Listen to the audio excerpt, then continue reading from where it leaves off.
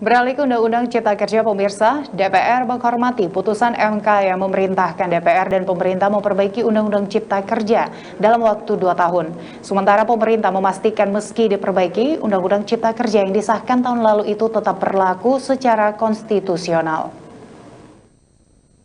Mahkamah Konstitusi mengabulkan judicial review Undang-Undang Cipta Kerja dengan memerintahkan DPR dan pemerintah memperbaiki undang-undang ini. Wakil Ketua DPR Sufmi Dasko Ahmad di Gedung Parlemen mengatakan DPR akan mempelajari terlebih dahulu putusan MK yang memerintahkan DPR dan pemerintah memperbaiki Undang-Undang Cipta Kerja untuk mengetahui hal-hal yang harus diperbaiki. Selanjutnya DPR akan mengambil langkah-langkah sesuai mekanisme revisi undang-undang. Selain itu, menurut Dasko, keputusan Mahkamah Konstitusi merupakan keputusan final dan mengikat. Oleh karena itu, mohon juga diberikan waktu pada kami untuk membuat kajian serta mempelajari isi keputusan tersebut dengan utuh, sehingga kami juga dapat mengambil langkah-langkah yang tepat. Demikian.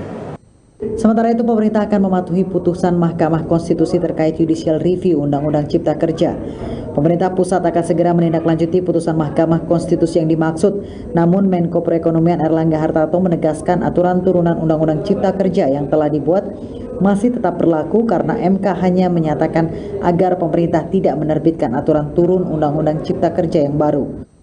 Dan pemerintah menghormati dan mematuhi putusan daripada MK serta akan melaksanakan Undang-Undang Nomor 11 Tahun 2020 tentang Cipta Kerja dengan sebaik-baiknya sesuai dengan putusan MK yang dimaksud.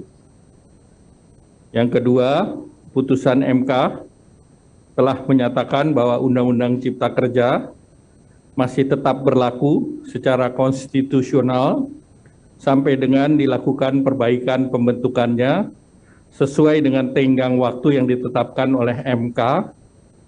Undang-Undang Cipta Kerja digugat sejumlah pihak ke Mahkamah Konstitusi karena dianggap merugikan pekerja. Salah satunya mengakibatkan pekerja berstatus kontrak tanpa pernah diangkat sebagai karyawan tetap.